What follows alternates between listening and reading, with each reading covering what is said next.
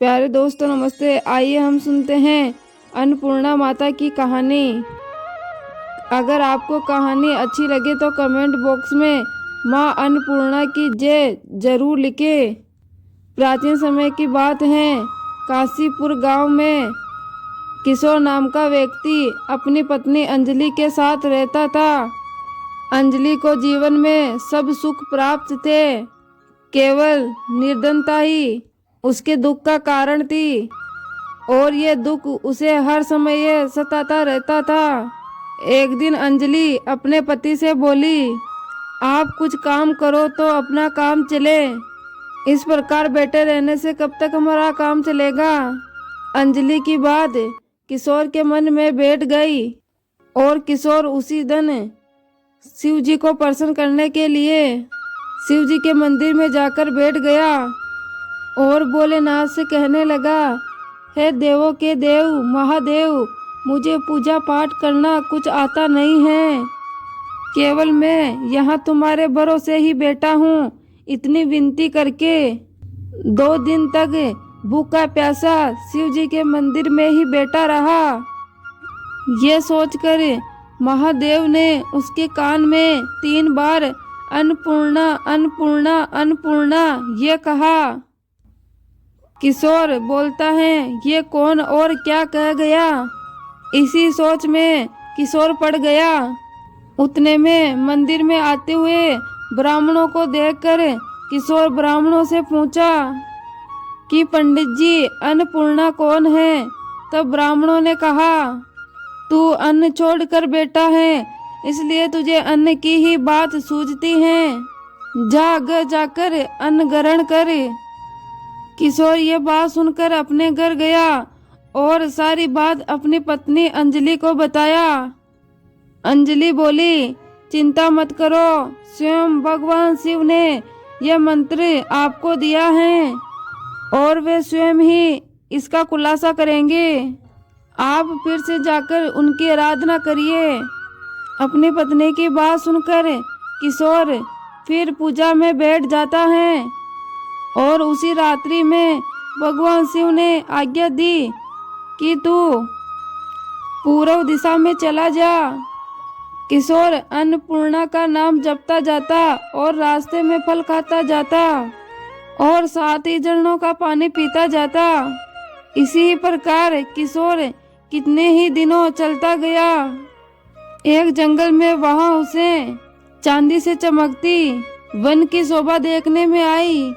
सुंदर सरोवर दिखा और सरोवर के किनारे ही कितनी सुंदर अप्सराएं झुंड बनाए बैठी हुई थी और सभी एक कताएं कहती थी और साथ में माँ अन्नपूर्णा का नाम की जय जयकार भी कहती थी। यह अज्ञान मास की उजेली रात्रि थी और आज से ही व्रत का आरंभ था। जिस शब्द की खोज वो करने निकला था उसे वो शब्द वहां मिला। किशोर ने उन अप्सराओं के पास जाकर पूछा, हे देवियों, आप ये क्या करती हो। उन सभी अप्सराओं ने कहा, हम सब माँ अन्नपूर्णा का व्रत करते हैं। किशोर बोला, व्रत करने से क्या होता है और इसे किया भी है और इसे कब किया जाता है और ये कैसा व्रत है और ये कैसी विधि है, मुझे भी बताओ। किशोर की बात सुनकर अप्सराएं बोली, इस व्रत को सब कर सकते हैं। 21 दिन तक के लिए 21 गांठ का सूट लेना चाहिए और 21 दिन तक यह ना बने तो एक दिन उपवास करे और यह भी ना बने तो केवल कथा सुनकर प्रसाद ले। निराहार कहकर कथा कहे।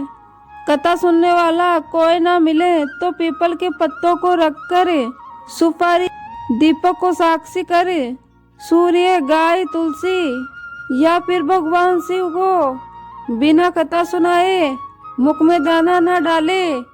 यदि कोई भूल से दाना पड़ जाए तो एक दिन उपवास करे और व्रत के दिन क्रोध ना करे और साथ में झूठ ना बोले। ये बात सुनकर किशोर बोला, इस व्रत के करने से क्या होगा। यह बात सुनकर अप्सराएं बोली, इस व्रत के करने से अंधों को आंखें मिलती हैं, लूलों को हाथ मिले, निर्धन के धन धन आए, बांझ को संतान मिले और मूर्ख को विद्या मिले। जो व्यक्ति जिस कामना से व्रत करता है माँ उसकी वो मनोकामना पूरी करती है। ये बात सुनकर किशोर ने कहा, बहनों, मेरे भी घर धन नहीं है, मेरे घर तो कुछ ही नहीं है, मैं तो दुखी एक ब्राह्मण हूँ और आप मुझे अब इस व्रत का सूत दोगी।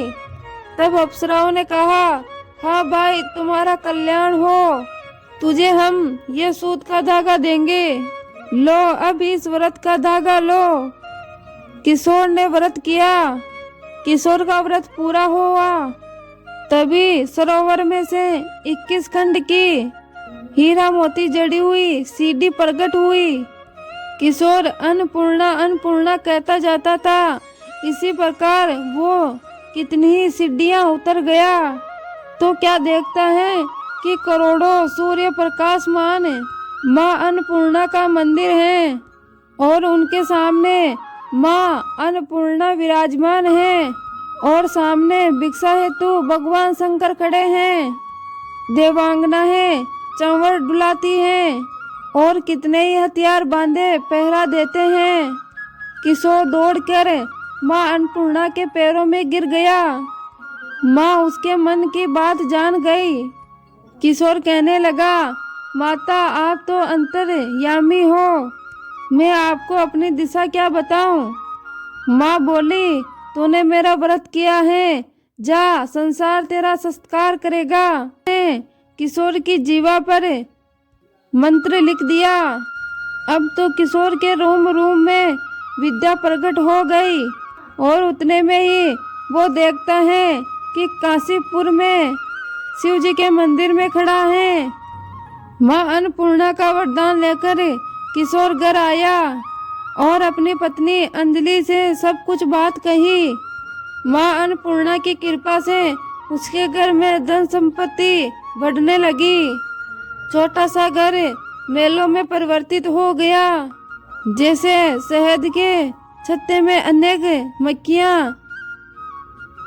आती हैं, वैसे ही उसके घर समधी और परिवार वाले आने लगे और सभी आकर कहने लगे, इतना धन और इतनी संपत्ति और साथ में संतान नहीं तो इस धन को कौन खाएगा। किशोर से कहते, अंजलि के कोई संतान नहीं है, इसलिए तुम कोई दूसरा विवाह कर लो। अनिच्छा होते हुए भी किशोर को दूसरा विवाह करना पड़ा और सती अंजलि को सौतन का दुख उठाना पड़ा। इसी प्रकार दिन बीतते गए। फिर अगेन मास आया।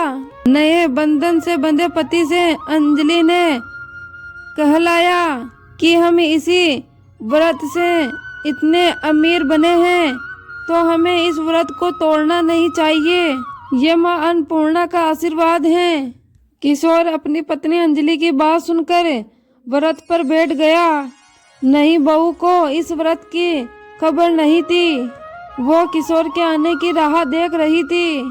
दिन बीतते गए और व्रत पूरे होने में 3 दिन बाकी थे। नहीं, बहू को खबर पड़ी और उसके मन में ईर्ष्या की ज्वाला उत्पन्न हो गई। अंजलि के घर आ पहुंची और वहां उसने भगदड़ मचा दी और वो किशोर को अपने साथ ले गई। थोड़ी देर किशोर को निंदा ने आ दबाया और उसी समय नई बहू ने व्रत का सूत तोड़कर आग में फेंक दिया और अब तो माँ अन्नपूर्णा का क्रोध जाग गया।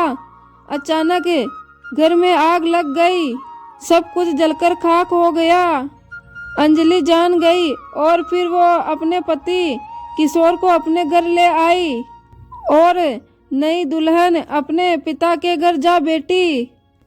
पति को परमेश्वर मानने वाली अंजलि बोली, आप टेंशन ना लो, माताजी की कृपा बहुत है। पुत्र को पुत्र हो जाता है लेकिन माता को माता नहीं होती। और अब आप श्रद्धा और सच्चे मन से माँ अन्नपूर्णा की आराधना शुरू करो, वो जरूर हमारा कल्याण करेगी। किशोर फिर माता के पीछे पड़ गया। वो ही सरोवर सीढ़ियां प्रकट हुई, उनमें माँ अन्नपूर्णा कहकर वो उतर गया। वहां जाकर वो माताजी के चरणों में रुदन करने लगा। माता प्रसन्न होकर बोली, ये मेरी स्वर्ण की मूर्ति ले, इसकी पूजा करना, तू फिर सुखी हो जाएगा। जा, तुझे मेरा आशीर्वाद है। तेरी स्त्री अंजलि ने श्रद्धा से मेरा व्रत किया है, तेरी को मैंने पुत्र दिया है। इतनी बात सुनकर किशोर ने अपनी आंखें खोली तो खुद को काशीपुर में विश्वनाथ के मंदिर में पाया।